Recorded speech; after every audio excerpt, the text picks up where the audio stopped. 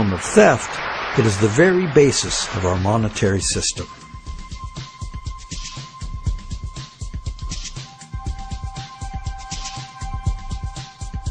How did one form of creating money out of thin air become a crime, and the other become standard business practice and the source of almost all our money? For this is what has happened. To understand how, we need to look at the history of the laws governing commerce. But before that, we need to understand the logic of the loan process itself.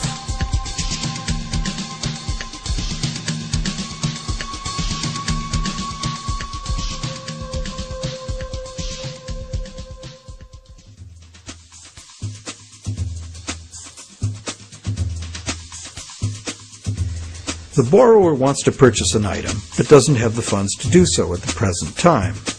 However, the borrower does have confidence in having sufficient funds over time to pay both the original price of the item and the interest on a loan.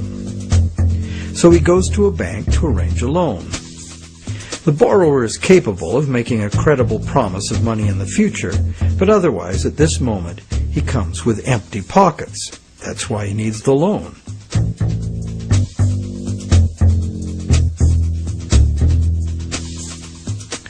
We're probably all familiar with what happens next.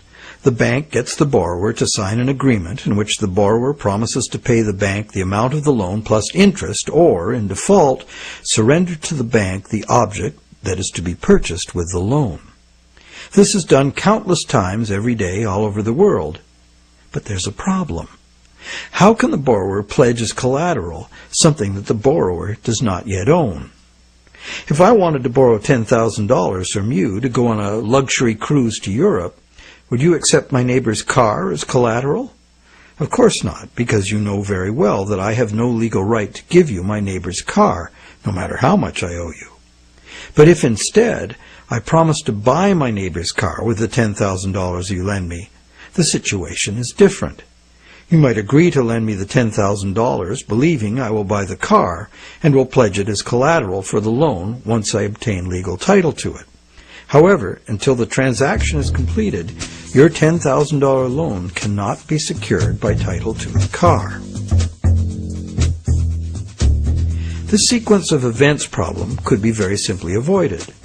You could buy the car and then sell it to me. The bank could do it this way too. If the borrower commits to the bank to buy the item, why doesn't the bank just buy it with its own money and then sell it to the borrower on time payments at interest? Well, the answer to that question is also very simple. It's because the bank, like the borrower, has come to the transaction with empty pockets. The bank fulfills its part of the so-called loan transaction by creating an account for the borrower. The truth is, the so-called borrower has funded his own account by fraudulently pledging a car he does not yet own as collateral.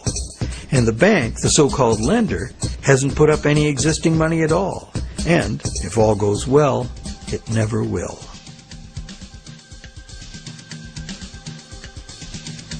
The borrower believes the new numbers in his account now represent his money in the bank. He, like the rest of us, doesn't understand the difference between existing money and a promise of money. If you can spend it, what does it matter? So now the question is, will the seller of the item accept the bank's promise to pay? While some people may hold out for cash, most will say yes to a check or an electronic funds transfer from the buyer's bank. Why? Because the seller knows from experience that she can deposit the check at her bank and it will increase her account accordingly. So what happens next?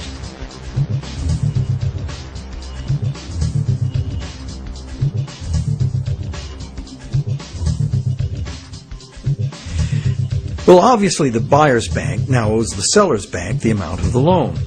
So you might be thinking, isn't this where the money comes out of deposits? The bank's promise to pay the borrower has just been transformed by the transaction into a promise to pay the seller's bank instead. So now the buyer's bank has to transfer some of its existing money to the seller's bank, correct? Yes, but probably only a small proportion.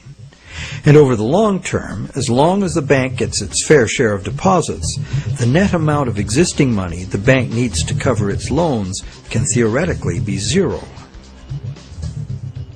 How? Well, imagine first that the seller has her account at the same bank as the buyer. She deposits the buyer's check into her account. All the bank has to do to complete the transaction is reduce the buyer's account by the same amount it increases the seller's account. As both accounts are just promises, no existing money is involved in doing this. What is the end result? The bank has created bank credit for the borrower to the sum of $10,000. The borrower has bought the car that existed in the world of real things, and the seller now has that bank credit of $10,000. Thus, a brand new claim upon $10,000 worth of real goods of value was accomplished with absolutely $0 of the bank's or anybody else's money. On top of that, the bank gets to have all this so-called money paid back by the borrower's honest toil, plus interest, or the bank gets the car. Magic like this is usually seen on stage. So now let's examine what happens if the seller deposits her check in a different bank. Won't that require a transfer of existing bank funds from the buyer's bank to the seller's bank? Perhaps, but it will almost certainly never be anywhere near the whole amount because, in effect, the banking system functions as one bank. To illustrate, let's add another transaction to this scenario. That same day, the seller's bank made a similar loan to a little old lady who bought a mega home theater system. The electronics store deposited her check at their bank. The electronics store's bank made a similar loan that was deposited at the original borrower's bank. And when all the various balances were settled, the banks didn't owe each other anything. And even if there were differences, they would have been just a small portion of the total credit created.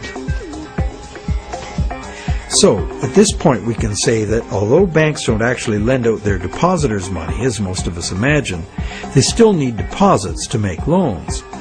This is because banks need incoming credit from other banks to offset their own credit being deposited at those banks.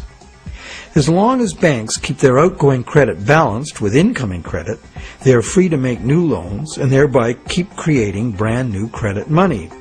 None of it will ever have to come out of the bank's pockets.